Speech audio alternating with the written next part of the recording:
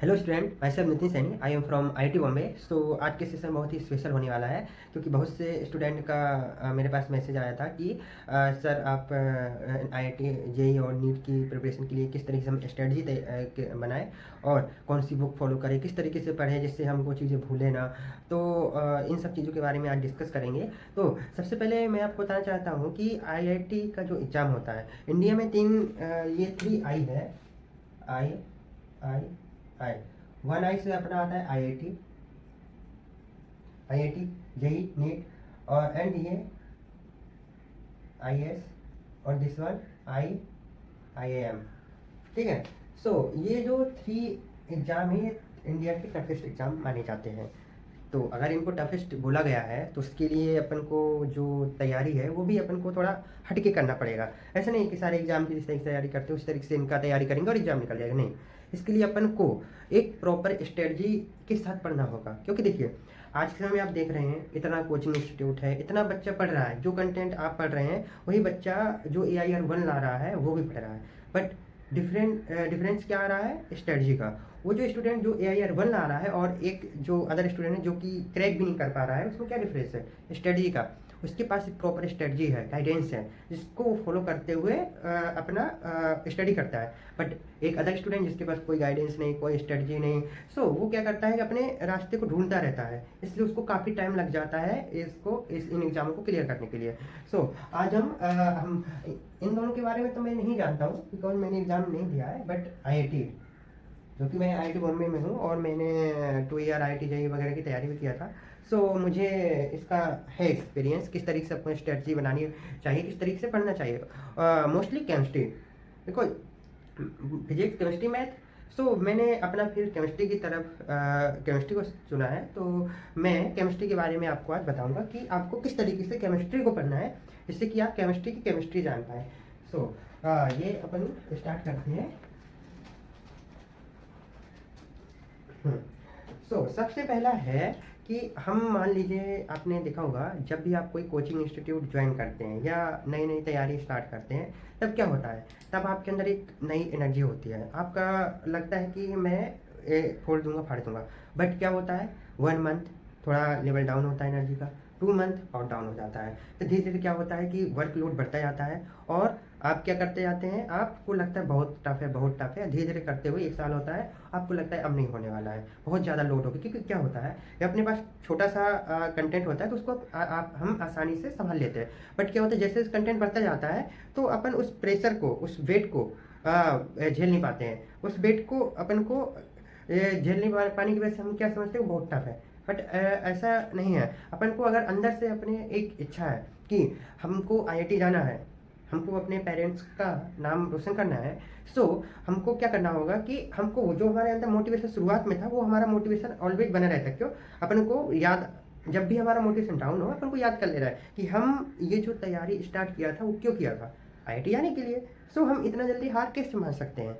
एक बच्चा जो आईआईटी में ऑलरेडी पढ़ रहे हैं स्टूडेंट, वो भी तो अपने जैसे ही थे, उन्होंने उनमें हमें क्या डिफरेंस है, बस इस चीज़ का कि उन्होंने कभी हार नहीं मानी है। उनके बीच भी रुकावटें आई है, बहुत सारी प्रॉब्लम आई, उनको भी लगा था कि चलो ये नहीं होगा, आईआईटी बहुत टेस्ट में मार्क्स कम आ रहा है, पहले साल नहीं हुआ, दूसरे साल नहीं हुआ, उनको भी ऐसा लगा था। बट उन्होंने हार नहीं मारी, कंटिन्यूस वो एफर्ट करते रहे और एक दिन ऐसा आया कि उनका आईआईटी में सिलेक्शन हो गया। तो इसी वजह से मेरा यही कहना है कि जब भी स्टार्टिंग में तो आपको कोई मोटिवेशन की जरूरत नहीं क्योंकि ऑलरेडी आप मोटिवेटेड होते हैं, मुझे आईआईटी जाना है, वहाँ से बीटेक करना है, ये करना है, वो करना है, ठीक है। बट जैसे जैसे अपन आपको प्रेशर बढ़ता जाएगा आपका मोटिवेशन डाउन होता जाएगा। सो आपको जो मोटिवेशन है वो आपको टेम्पररी नहीं रखना, आपके एक सॉलिड मोटिवेशन होना चाहिए, गोल होना चाहिए सॉलिड कि हमको आईआईटी जाना है तो जाना है, इतना भी प्रॉब्लम आए बस। सो अपन का ये हो गया। क्यों बच्चे बहुत से स्किप कर देते हैं, बहुत से लोग का नहीं होता, इस वजह से नहीं होता क्योंकि जैसे ही लोड बढ़ा वो अपना उस टेंशन डिप्रेशन में चले जाते हैं, चीज़ें नहीं होती हैं तो उनको टेंशन होने लगती है। सो स्टडी प्रॉपर कर नहीं पाते, धीरे धीरे वर्कलोड बढ़ता जाता है, फिर वो संभाल नहीं पाते हैं, स्किप कर देते हैं। सिंपल यही होता है। और जो बच्चा संभाल लेता है, इन सब प्रॉब्लम को फेस कर लेता है, वो बच्चा ऊपर उड़ जाता है, आईआईटी पहुंच जाता है। सिंपल ये डिफरेंस है। सो आपको सबसे पहली बात कि जो भी कोचिंग वगैरह से जुड़े हुए स्टूडेंट हैं, जो कि अभी जुड़ने वाले हैं, जो कि अभी सोच रहे हैं कि हम आईआईटी वगैरह की तैयारी के लिए कोई कोचिंग वगैरह ज्वाइन करेंगे, तो उन स्टूडेंट का में से ये कहना है कि केमिस्ट्री जो है केमिस्ट्री के लिए आपको कोई वैसे स्पेशल बुक फॉलो नहीं करनी है। जो आपका कोचिंग वगैरह कंटेंट है उसको फॉलो करिए, उसको पढ़िए, उसके बाद उसके क्वेश्चन सॉल्व करिए। देन आपके पास एक सॉलिड बुक है जो कि आप अपने स्कूल लाइफ से 11th-12th में ही आपको दे दी जाती है, बट आप उसको सीरियसली पढ़ते नहीं हैं। वो बुक कौन सी है? एनसीईआरटी। आप देखेंगे पीवाईक्यू वगैरह देखना आईटी जेईई नीट के, उसमें क्या होता है कि आपका सारा क्वेश्चन जो केमिस्ट्री का होता है वो पूरा एनसीईआरटी से मोस्टली दिया जाता है, और बस उसी में थोड़ा सा घुमा देंगे, थोड़ा सा चेंजेस कर देंगे, बस पूरा एनसीईआरटी बेसिक क्वेश्चन होता है आपका। सो आपको ज़्यादा कोई बुक पढ़ने की ज़रूरत नहीं है केमिस्ट्री में। सो केमिस्ट्री ज़्यादा बुक नहीं पढ़ना है आपको, आपको सिर्फ एनसीईआरटी फॉलो करना है। अब एनसीईआरटी का क्या प्रॉब्लम है कि एनसीईआरटी को पढ़ना कैसे है, क्योंकि जब हम नए, मान लो इधर भी एक नया नया जोश होता है, जैसे मैंने बोला एनसीईआरटी पढ़ना, तो आप खोलेंगे एनसीईआरटी और एनसीईआरटी को पढ़ना स्टार्ट कर देंगे, बट क्या होगा एंड टाइम पर एनसीईआरटी समझ नहीं आएगी, क्योंकि एनसीईआरटी जो है बहुत पतली बुक है, और उस इतनी पतली बुक में, छोटी बुक में बहुत ब्रॉड कॉन्सेप्ट छिपा हुआ है। तो उसको तो एक मतलब आसानी से समझ में आएगा नहीं, क्योंकि जो भी चीज़ अच्छी होती है वो हमें आसानी से नहीं समझ आती, अपनों को अच्छी नहीं लगती हैं। तो जैसे आप केमिस्ट्री पढ़ेंगे तो केमिस्ट्री में जैसे स्टार्ट करेंगे तो कुछ पेजेस पढ़ने के बाद आपको बहुत बोर सा लगेगा, कुछ चीज़ समझ नहीं आएंगे, तो फिर आप क्या करेंगे? छोड़ देंगे, या फिर दूसरे दिन पढ़ेंगे, फिर समझ नहीं आ रहा है, धीरे धीरे करके जो पढ़ने की आपकी मोटिवेशन बना था वो पढ़ने को, फिर डाउन हो जाएगा। सो ऐसा नहीं, मैं बताता हूँ आपको। जिस तरीके से ये मेरा 12th के टाइप की बुक है, एक्चुअली मैं हिंदी मीडियम से ही पढ़ा हुआ था।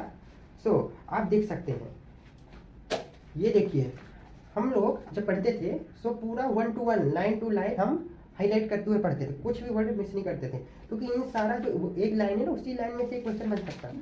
ये देखिए, हमने सारा चीज़ जो केमिस्ट्री के जो पीछे के चैप्टर होते हैं ना, उनको अपन को 1 to 1 पढ़ लेना चाहिए। और दिखाता हूँ, ये देखिए, देख रहे हैं आप, मतलब इस तरीके से जब आप पढ़ेंगे, एक बार नहीं, एक बार मैंने हाइलाइटर्स पढ़ा, फिर पेन से पढ़ा, ब्लू पेन से पढ़ा, मतलब इतने टाइम से पढ़ा कि हमको ये सारी बुक का जो कॉन्सेप्ट है वो पूरा फिंगर में आ गया था। कहीं से भी कोई भी लाइन से कोई क्वेश्चन दे देता, हमको बन जाता था। और देखिए, ये देखिए, जो आपने ऑर्डर वगैरह भी आपके आते होंगे कि अपन के जो फोर्स इंटर जो फोर्स है उसका क्या ऑर्डर है, ये सब जो पॉलीमर्स वगैरह है वो। देन और आपको दिखाता हूँ, ये देखिए, ये आपका पॉलीमर्स वगैरह है। तो ये सारी चीज़ें जो हैं, हम लोग मतलब इनको पढ़ना किस तरीके से है, अपन को कोई सा भी चैप्टर ओपन करना है, और ओपन करने के बाद अपन को हाइलाइटर या पेंसिल से अपन को लाइन टू लाइन जो भी इम्पोर्टेंट चीज़ें हैं उनको वो करते जाना, मतलब मार्क करते चले जाना है। फिर एक बार में नहीं होगा ये, और इसके साथ साथ क्या होगा, आपके ये एक बार में तो होगा नहीं कि एक बार आपने बुक पढ़ी आपको पूरे समझ में आएगा, ऐसा पॉसिबल ही नहीं है। सो आपको ये जो, अगर आप चाहते हैं कि मेरे ये सारा कॉन्सेप्ट है फिंगर में आ जाए हर लाइन का, तो आपको क्या करना पड़ेगा? बार बार पढ़ना पड़ेगा।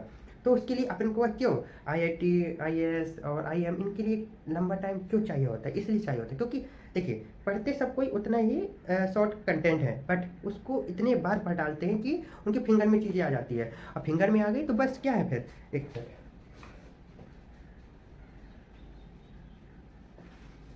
हाँ, अगर लोगों के फिंगर में सारी चीज़ आ गई तो कहीं से भी कोई क्वेश्चन आ जाए वो इजीली कर लेते हैं।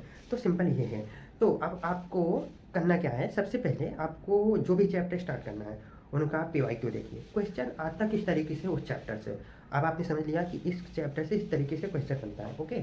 सो अब आपको क्या करना है, वो चैप्टर ओपन करना है। चैप्टर ओपन करने के बाद उसको पढ़ना स्टार्ट करना है, फिर देखना है ये जो क्वेश्चन आया था इस टॉपिक से वो किस तरीके से डिजाइन किया है। जब आप इस तरीके से रिलेट करते हुए एनसीईआरटी बुक एंड अपने पीवाईक्यू जो क्वेश्चन आईआईटी बनाता है, नीट बनाता है, उसको जब पढ़ेंगे सो आप देखेंगे कि मतलब फिर आपको इंटरेस्ट चलेगा। अच्छा, अगर ऐसा क्वेश्चन बनाता है वो तो यहाँ से दिया था, अगर हाँ इस लाइन से ये क्वेश्चन डायरेक्ट उठा के दे दिया था, सो आपको फिर मजा आएगा कि सही बात है कि ये बुक को अपन को पढ़ना चाहिए क्योंकि इससे डायरेक्ट क्वेश्चन आ रहा है। हम लोगों ने भी यही हुआ था, हम लोग पहले लगता था कि एनसीईआरटी बहुत बोरिंग चीज़ है, मतलब समझ नहीं आती थी, बट हमने क्या किया कि जब हमको ये सारा हम रिलेट किया कि पीवाईक्यू में क्वेश्चन आता किस तरीके से, अच्छा इस तरीके से देते हैं, तो फिर हमको उसको रिलेट किया अपनी एनसीईआरटी से, फिर हमने देखा इससे तो डायरेक्ट क्वेश्चन आ रहा है, तो फिर हमने डायरेक्ट एनसीईआरटी को फॉलो करना स्टार्ट कर दिया। फिर मैंने 1 to 1 पूरा मतलब पढ़ा, एक बार नहीं कई बार पढ़ा, और इतने बार पढ़ा कि वो पूरा चैप्टर का जो समरी थी पूरा मुझको ऐसे ही याद हो गई थी। और हर जो बच्चा आईआईटी गया है उनको इस तरीके से ही मेहनत करके गया है,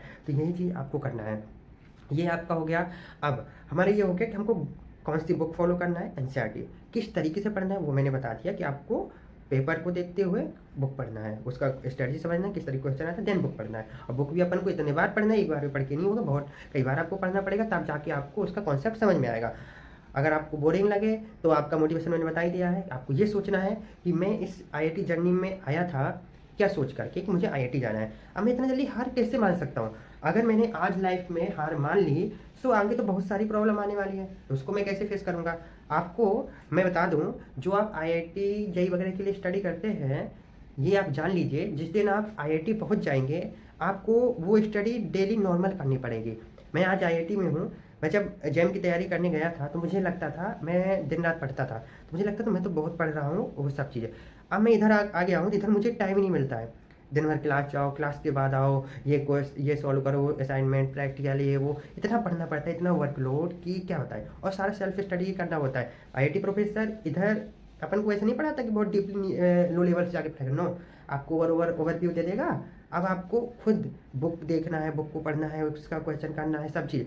अब क्वेश्चन पेपर भी ऐसा देता है बहुत हाई लेवल का, उसको आप डायरेक्ट रट के नहीं कर सकते, उसको अगर आपने कॉन्सेप्ट समझा है तब उस नॉलेज को जब अप्लाई कर पाओगे तब आपसे क्वेश्चन हो पाएगा। तो यहाँ आप ये मत सोचिए कि आगे हम इधर इतना मेहनत करना पड़ रहा है और अपन को अगर आईआईटी पहुंच जाएंगे तो मजे मजे, नो। मेहनत आईआईटी ये जो एग्ज़ाम है, टफेस्ट एग्ज़ाम, वो इसलिए टफ बनाए गए हैं क्योंकि इससे भी टफ आगे की जर्नी होती है। इनमें इतनी आसानी से करोड़ों का पैकेज नहीं लगता है, उसके लिए बहुत मेहनत करनी पड़ती है। तो इसलिए आपको जो मेहनत कर रहे हैं ना, उसको एक मोटिवेशन की तरह लीजिए कि मुझे आज अगर कोई चीज़ में प्रॉब्लम आ रही है तो ये मत सोचिए कि मुझे इसमें प्रॉब्लम आ रही है तो मेरा कंफर्ट जोन से आउट है तो मैं इसको नहीं करता हूँ, ऐसा नहीं। अगर प्रॉब्लम आ रही है तो आप इंजॉय करिए, अरे मुझे ये प्रॉब्लम आई, अगर मैं इसको सॉल्व कर लिया मतलब कुछ अच्छा चीज़ मैं करने जा रहा हूँ। क्योंकि देखिए, जितनी भी अच्छी चीज़ें होती है उसको करने में दिक्कत होती है अपन को, तो ये भी एक अच्छी चीज़ है, कुछ अच्छा मिलने वाला। देखो ये समझ लो, अगर आप कोई स्टडी कर रहे हैं, कोई प्रॉब्लम नहीं आ रही है, तो ये समझ लेना कि आप स्टडी इफेक्टिवली कर ही नहीं रहे, क्योंकि ऐसा हो ही नहीं सकता है। बोलते हैं ना, no study no confusion, more study more confusion. जब तक आप स्टडी करेंगे नहीं तो आपके पास कोई कन्फ्यूजन होगा नहीं, कन्फ्यूजन नहीं होगा, चल रहेंगे। और जिस दिन आप स्टडी करेंगे तो आपके पास बहुत सारे डाउट होंगे, बहुत सारा प्रॉब्लम होगा, बहुत सारा चीज़ होगा जिसमें आपको कन्फ्यूजन होगा, बहुत मेहनत करनी पड़ेगी, फिर आपको लगेगा बहुत वर्कलोड है, ये वो है। आप इसमें बच्चे बहुत सारे स्किप कर जाते हैं, तो वही बोल रहा हूँ कि स्किप नहीं करना है, जो भी प्रॉब्लम है उसको एक मोटिवेशन की तरह आपको लेना है। ओके, सो आपका ये हो गया। दूसरा चीज़ आपका अब ये आ गया, मैंने बुक के बारे में बता दिया, किस तरीके से आपको पढ़ना है वो भी बता दिया। देन हम आते हैं कि अगर आपका जो नोट्स है, नोट्स कैसा होना चाहिए। केमिस्ट्री बेसिकली नोट्स की सेल्फ शॉर्ट नोट्स बनाने की ज़रूरत नहीं होती है। ज़रूरत कहाँ होती है? फिजिकल केमिस्ट्री में। फिजिकल केमिस्ट्री में क्या है, आपके जितने फॉर्मूले हैं उनका प्रैक्टिस करने के बाद आप उनका एक फार्मूला का एक चार्ट बना लीजिए हर चैप्टर का। क्योंकि देखो फार्मूले क्या होता है ना, आपको याद करना होता है, क्योंकि फार्मूले बेस्ड डायरेक्ट क्वेश्चन आते हैं। अगर फार्मूला ही याद नहीं होगा तो क्वेश्चन नहीं कर पाएंगे, ठीक है। तो फार्मूला का एक चार्ट बना लेना है, फिजिकल केमिस्ट्री की बात कर रहा हूँ। और ये सारी चीज़ हो जाएगा फिजिकल का। इनऑर्गेनिक, इनऑर्गेनिक में बेसिकली बहुत सारे एक्सेप्शन होता है, तो इनऑर्गेनिक कंप्लीटली याद करने वाली ही है। उसमें आपको बहुत सारा एक्सेप्शन होगा, कॉन्सेप्ट होगा, उसको डायरेक्टली याद करना होगा। उसमें ज़्यादा अपना दिमाग मत लगाने कि ऐसा क्यों हो रहा है, ऐसा हो नहीं रहा, वो एक्सेप्शन ही है मतलब। सो अपन को वो इनऑर्गेनिक प्योरली याद करने वाली है, आपको रटना ही पड़ेगा। देन अब आई ऑर्गेनिक की बात। ऑर्गेनिक में आपको जो है पैटर्न, मैंने जो बोला था, एक मिनट, मैंने जो बोला था कि ऑर्गेनिक में आपको पैटर्न फॉलो करना होगा, रिएक्शन जब करते हैं आप तो आसान हो जाएगा आपका। देन अब आपको क्या करना है, जो थ्योरेटिकल क्वेश्चन आता है ऑर्गेनिक से, जैसे मैंने बताया, जो ऑर्गेनिक के लास्ट के जो चैप्टर होते हैं बुक के एनसीईआरटी के, उसमें आप देखिए पूरा थ्योरी होता है, एमीन वगैरह, प्रोटीन वगैरह, पॉलीमर्स, नेचुरल अकरिंग जो कंपाउंड है वो, ये सारा चीज़ जो है ना वो पूरा थ्योरेटिकल है।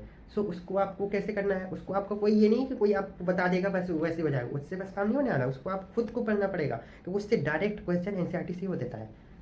क्योंकि देखिए 12th लेवल का ही आईआईटी चाहिए होता है, 12th के बाहर का तो देगा नहीं, देगा 12th तक का। और केमिस्ट्री की यही अच्छी बात है कि अपन को जो 11th 12th में केमिस्ट्री की बुक फॉलो करते हैं उसी से अपन को क्वेश्चन मिल जाते हैं। तो केमिस्ट्री में स्कोर करना बहुत आसान है। इसलिए आपका जो एक मिथ है ना कि केमिस्ट्री टफ है, ऐसा वैसा कुछ नहीं है। जो लोग अच्छा केमिस्ट्री में स्कोर करते हैं ना वो समझ चुके होते हैं केमिस्ट्री ईजी है। केमिस्ट्री में कुछ पढ़ना ही नहीं होता है, एनसीईआरटी बुक को फॉलो करो, उसको अच्छे से पढ़ लो, तो कोचिंग में पढ़ा रहे हो उसको समझ लो, और जो फॉर्मूला वगैरह उनको प्रैक्टिस कर लो, उसको अप्लाई कर लो, बस। केमिस्ट्री इजी है कंपेयर टू मैथ फिजिक्स में, तो अपन को बहुत सारी अदर बुक को फॉलो करना होता है। तो अपन को वो तो सारी चीज़ करना नहीं है, अपन को तो सिंपल है। तो ये केमिस्ट्री का हो गया। अब आप बेसिकली जब टेस्ट देते होंगे, अब टेस्ट की बात आती है, जब आप टेस्ट देते होंगे तो टेस्ट में आपका क्या होता है कि जब आप टेस्ट देके आए तो आपने देखा कि मेरे इतने मार्क्स आए 100 में से, ओके, आपने मार्क्स देख लिए, मेरे दोस्त कितने आए, ऐसा आया। मान लो आपका अच्छा मार्क्स आया तो आपको अच्छा लगने लगता है, अरे मेरे से तो अच्छा कोई पेपर गया था, ठीक है, आपको ये लगता है कि मेरे को आता है बहुत सारी चीज़, है ना। लेकिन या आपका कम गया तो आप थोड़ा उदास हो जाते हैं कि कुछ नहीं हो रहा है ज़िंदगी में, कुछ मार्क्स ही नहीं आ रहे हैं। तो मैं आपको एक चीज़ बता दूँ, टेस्ट जो होता है ना, टेस्ट के जो मार्क्स होते हैं उस पर अपन को ध्यान नहीं देना होता है। हमको क्या देना होता है, टेस्ट हमने दिया, टेस्ट अपना पूरा पावर से दो। टेस्ट में हम सीखते क्या है, टाइम मैनेजमेंट, क्वेश्चन को अप्रोच किस तरीके से करना है कम टाइम में, वो सीखते हैं। दूसरी तीसरी बात, हमको टेस्ट से क्या सीखना है कि हमको मार्क्स से नहीं करना, मार्क्स कंपेरिजन नहीं करना, हमको मार्क्स से मतलब ही नहीं है कि हमारा मार्क्स इतना आ रहा है, कम आ रहा है तो हम बहुत लो लेवल के हैं, ज़्यादा आ रहा है तो हमारा हाई लेवल के, नहीं। हमको देखना है कि हमारा जो टेस्ट था, हमने इतना किया, ये क्वेश्चन को इस तरीके से अप्रोच किया, अगर सही है तो अच्छी बात है, अगर गलत है तो क्यों गलत है, हमने इसको इस तरीके से अप्रोच किया था, बट जब आंसर आप देखेंगे तो इस आंसर में तो कोई नई अप्रोच होगी, तो आपको उस न्यू अप्रोच को नोट डाउन करना है। जो नए नए अप्रोचेस है वो आप टेस्ट से डेवलप कर पाएंगे। सो आपको जब टेस्ट का मेन जो इम्पोर्टेंट है वो है एनालिसिस। एनालिसिस टेस्ट का करना बहुत इंपॉर्टेंट है। आप टेस्ट कितना भी देते जाइए और उसका एनालिसिस मत करिए, जो नया कॉन्सेप्ट उसको मत नोट डाउन करिए, ना ध्यान दीजिए, ओनली मार्क्स पर फोकस करिए कि ये टेस्ट दे दिया, इतना मार्क्स आया, जाने दो, अब फिर पढ़ना स्टार्ट कीजिए, फिर टेस्ट दिया, जाने दो, कुछ नहीं होगा। टेस्ट का तभी आप सही यूज कर पाएंगे जब उसका देने के बाद आप उसका एनालिसिस करेंगे प्रॉपर, मैंने क्या गलतियाँ की थी, किस तरीके से सोचा था, अब मुझे कौन सी गलतियाँ नहीं करनी है, इस क्वेश्चन को मैंने इस वे में मतलब अप्रोच किया था जो कि गलत था, इसको मुझे इस वे में अप्रोच करना चाहिए। जब आप डिफरेंट डिफरेंट क्वेश्चन करेंगे अपने से और उसको और उसका जो टेस्ट है, टेस्ट का हमेशा एक शॉर्ट नोट्स बनाइए, जो आपको अप्रोच नहीं आ रही है, जो आपको नई चीज़ें टेस्ट में मिल रही है उसको नोट डाउन कर जाइए। हर टेस्ट का एनालिसिस करना जरूरी है। आप अभी किसी से अपने आसपास वालों से कंपेरिजन मत करिए। मोस्टली क्या होता है, जब हम किसी कोचिंग वगैरह में होते हैं तो हमको क्या होता है, हमारे जो क्लास है, क्लास में जो 100 मान लो स्टूडेंट है, उसमें ही हम आपस में कंपेरिजन करते रहते हैं और उसी में अपना टाइम वेस्ट करते जाते हैं। तो आपने एक वो देखा होगा, सुपर नहीं, कौन सा था, एक मूवी थी, मुझे याद नहीं आ रहा है, उसमें क्या था, रनिंग हो रही थी, तो वो क्या था, जो हीरो था वो जब अपने कंप्यूटर को देखता था रनिंग में, तो वो क्या करता था, उसका पूरा फोकस दौड़ने से रनिंग करने की बजाय वो अपने कंप्यूटर पर कर रहा था, तो हर बार हार जा रहा था। फिर लास्ट में उसको याद आया कि मैं कमी कहाँ कर रहा हूँ, फिर लास्ट में उसने पूरा फोकस अपने आप पर किया, ना कि बगल वाले पर। तो यही चीज़ यहाँ पर भी अप्लाई होता है। अगर आप बगल वाले को देखेंगे वो इस तरीके से पढ़ रहा है, उतना आगे जा रहा है, तो आप क्या करेंगे, आप उसके बारे में सोच रहे हैं, सब्जेक्ट के बारे में नहीं सोच रहे हैं, आप उसके बारे में सोच रहे हैं, अपने बारे में तो सोच ही नहीं रहे ना। तो आपको क्या करना है, पास में क्या कौन क्या कर रहा है आपको उससे मतलब नहीं है, वो टॉप कर रहा है टेस्ट में, 100 में से 90 आ रहा है, आने दो, कोई मतलब नहीं। हमारा 100 में से 50 आया फर्स्ट टेस्ट में, और अगर हमने उस टेस्ट को एनालिसिस करने के बाद हमें जब दूसरा टेस्ट दिया, अगर हमारा 51 भी आ रहा है ना, तो हमें उस पर खुशी मनानी चाहिए कि हमारा 1 मार्क्स इंप्रूव हुआ।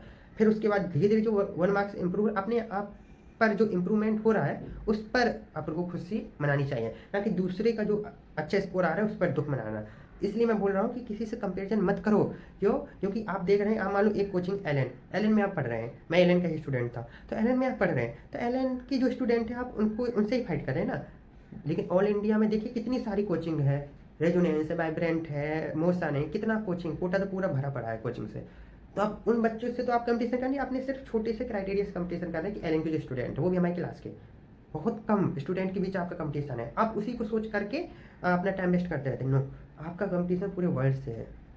आप ये सोचिए कि मैं अपना इम्प्रूवमेंट कैसे करूँ, अपना लेवल कैसे बढ़ाऊँ, उस पर वर्क करिए, ना कि दूसरा व्यक्ति जो कर रहा है ना उस पर टेंशन लीजिए कि दूसरा व्यक्ति इतना अच्छा स्कोर कर, हम उसको टेंशन ले, फिर डिप्रेशन में चले जाए, उससे सामने वाले व्यक्ति जो उससे हम जेलस फील करने लगे, ऐसा कुछ नहीं। वो अच्छा कर रहा है, वेल एंड गुड, आप उसकी जो अच्छी चीज़ें हैं वो ध्यान दीजिए, वो किस तरीके से पढ़ रहा है, कैसे कर रहा है। आपको उससे जेलस नहीं फील करना है, आपको उससे अच्छे से बात करना है, उसकी स्टडीज को देखना है, क्योंकि आपको अपना इंप्रूवमेंट करना है। आपको करना क्या है दुनिया से, आपको अपनी फैमिली से मतलब है, आपका अगर अच्छा हुआ तो आपकी फैमिली खुश होगी। एक बार जब आप एल से मान लो जिस कोचिंग से निकलने के बाद मान लो आप IIT बॉम्बे में है, दूसरा IIT दिल्ली में है, तो आप दोनों के रास्ते ही अलग हो गए, तो आप करेंगे क्या। और या ये सेम ही IIT में है, आप डिफरेंट डिफरेंट ब्रांच में है, तो आपको किसी से कोई मतलब नहीं रखेगा, मैं सिंपल बता रहा हूँ।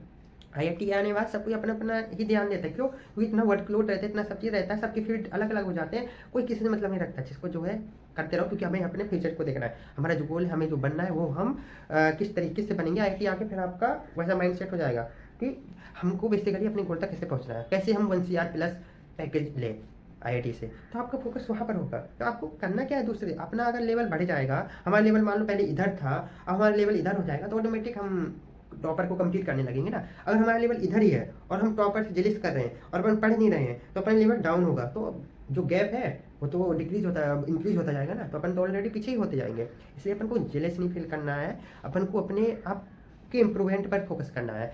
और दूसरी और चीज़ कि क्या होता है कि जो आईआईटी के जो ये एग्ज़ाम वगैरह होता है, वो अपन को जो प्रेशर है वो झेलना सिखाते हैं, क्योंकि आईआईटी में बहुत सारा प्रेशर होता है, मैंने आपको पहले बताया था। तो ये सारे एग्ज़ाम में बहुत प्रेशर होगा, आपको बहुत वो होगा, लेकिन आप इस पर खुश मतलब एंजॉय करिए इस प्रेशर को लेकर के, कि प्रेशर आ रहा है, मज़ा आ रहा है, कुछ मतलब अपन को कुछ टफ करने को मिल रहा है, अच्छा लग रहा है, क्यों? कुछ क्योंकि इससे अच्छा मिलने वाला है, हम आईआईटी जाएंगे, हमारे पेरेंट्स खुश होंगे, जिस दिन हमारा 1 CR+ पैकेज लगेगा उस दिन पेरेंट्स कितना खुश होंगे, हमारे पेरेंट्स का नाम रोशन होगा, क्या क्या मतलब सारा चीज़ पेरेंट्स पर सोचिए, है ना। और एक चीज़ और, कभी कभी क्या होता है पेरेंट्स का, तो क्या होता है ना, वो तो हमारी मेहनत को देखते नहीं कि हम कितना हार्ड वर्क कर रहे हैं, वो देखते हैं ओनली रिजल्ट। और हम बहुत हार्ड वर्क करते हैं, मेहनत करते हैं, फिर हमारा रिजल्ट नहीं अच्छा आता है, तो पेरेंट्स तो देखते नहीं है, तो वो तो हमसे यही बोलेंगे, हमको हमारे बारे में सोचेंगे कि बच्चे ने मेहनत नहीं किया। वो बोलेंगे, सबके पेरेंट्स होते हैं, मेरे पेरेंट्स में भी सब ने यही बोला था, ठीक है, सब बोलते हैं, फेलवर को कोई एक्सेप्ट नहीं करता है, सिंपल सी बात है। सो आपको ठीक है उनका बोलना है, बोलने दीजिए, मतलब आपको कमज़ोर नहीं पड़ना। आपको मालूम है ना कि मैंने मेहनत किया था, अगर आपने मेहनत किया था तो आपको दुनिया क्या बोलती है, घर वाले इसलिए बोलते हैं क्योंकि उनको मालूम नहीं ना हमारे बच्चे ने रात रात भर मैं जब 11th-12th में जब मैंने किया था, मेरा स्कूलिंग और साथ में कोचिंग चलता था, मैं जब किया था तो मैंने 3 आवर मैंने सोया था। ऑल टाइम में इतना खतरनाक पड़ा था, मैं बीमार भी पड़ गया था। सो उस समय में फिर भी मेरा कोविड की वजह से नहीं हो पाया था। तो मेरे पेरेंट्स का तो ये कहना था कि तुम उस लायक नहीं हो, ऐसा वैसा, मतलब सब चीज़ तो झेलना पड़ता है, सबके पेरेंट्स बोलते हैं, तो इससे अपन को वो नहीं होना है कि अपन टूट जाए, सोचे कि सही में नहीं होगा ऐसा वैसा, और पेरेंट्स से नफरत करने लगे, वो हमको ऐसा बोलते हैं, ऐसा कुछ नहीं। वो अपने जिस जगह पे हैं वो उस जगह पे, देखो उनकी उम्मीद यही कि हमारा बच्चा भी जैसे दूसरे के बच्चे निकाल रहे हैं वो भी हमारा बच्चा भी निकाले, बट नहीं हो पाता है, तो इसलिए वो थोड़ा बोल लेते हैं। बट अपन को उसको दिल से नहीं लेना है, उन्होंने बोला है, बट हमको मालूम हमने मेहनत किया था, बस थोड़ा सा और कसर बाकी है, तो हम ठीक है एक ड्रॉप ले लेंगे तो कर लेंगे। या मतलब वही अपन को टूटना नहीं है। जो बच्चा यहाँ अपने आप को संभाल लेता है ना इस मोड़ पर, तो वो बच्चा आगे उठ जाता है, क्योंकि जितनी भी अच्छी चीज़ें हैं उनको मिल लेने से पहले हम हमारे पास उतनी ही हाई लेवल की प्रॉब्लम आती है, तब हमें वो चीज़ हाई लेवल की मिलती है, आसानी से कुछ नहीं मिलता है। इसलिए जितनी बड़ी प्रॉब्लम है मान लेना हमको उतना ही अच्छी चीज़ मिलने वाली है, ये सिंपल सा फंडा है। तो ये सारी चीज़ें था आईआईटी के स्ट्रेटजी को लेकर के, जो कि स्टूडेंट बोल रहे थे, कुछ डिफरेंट नहीं करना होता है, सब सेम ही करते हैं, बट उसको एक मतलब अलग वे में जो करना होता है कि किस तरीके से किसी बुक को पढ़ना है, किस तरीके से हमको एक टॉपर होता है वो कभी किसी के बारे में नहीं सोचता है कि वो बच्चा कितना मार्क्स ला रहा है, कभी वो पीछे भी हो जाता है, फिर भी उसको चिल रहता है, ठीक है, क्योंकि मान लो क्वेश्चन जो आया टेस्ट में वो नहीं पढ़ पाया था, उसको याद नहीं आ रहा था, तो ठीक है।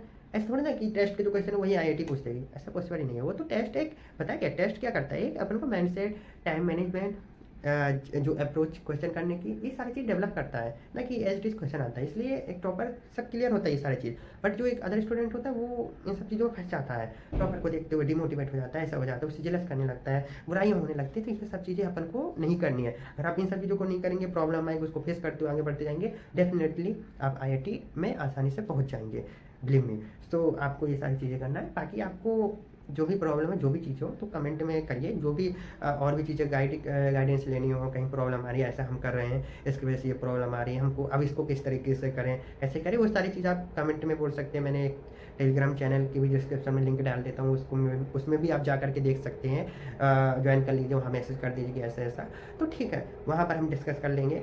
तो ये सारी चीज़ें हम एक दूसरे की हेल्प करते रहेंगे, क्योंकि हम एक आईआईटी में मैं हूँ, तो आप ही नेक्स्ट ईयर आईआईटी आने वाले हैं, तो हम लोग का एक कनेक्शन होता है, बोलते हैं ना एलुमनाई कनेक्शन, एक हम एक फैमिली है, आईआईटी फैमिली है। तो इसलिए हम लोग का फर्ज बनता है कि हम जिस प्रॉब्लम को फेस करके आए हैं, वो हमारा जो जूनियर्स है वो प्रॉब्लम को फेस मत करें। इसलिए हम लोग यही सोचते हैं, मेरे भी जो सीनियर्स थे, मेंटर थे, उन्होंने मुझे बहुत गाइड किया, इधर आने के बाद में भी गाइड कर रहे हैं। तो इस वजह से हम लोग का एक अच्छा बॉन्डिंग होती है आईआईटी में आकर के, एक आईआईटी फैमिली होती है, इसी को एलुमनाई फैमिली बोलते थे। अच्छी बॉन्डिंग होती है हम लोग की, इसलिए बोलते हैं जो भी डाउट हो, मैं आपका बड़ा भाई ही हूँ, तो आपको जो भी डाउट हो आप पूछ सकते हैं ना, कुछ भी प्रॉब्लम आ रही है आप डिस्कस कर लीजिए, डिप्रेशन में जाने की बजाय। ओके, सो इसलिए आप तैयारी करिए, जो भी प्रॉब्लम जो कुछ भी आप पूछिए, और बाकी आपको ऑल द बेस्ट, अच्छी तैयारी कीजिए, और देखते हैं आपको जो भी ज़रूरत पड़े मैसेज करिएगा। अगर नेक्स्ट वीडियो में कुछ और भी आपको ज़रूरत है तो आप बताइएगा, मैं फिर से आपको गाइड कर दूंगा। बाकी तब तक के लिए बेस्ट ऑफ लक।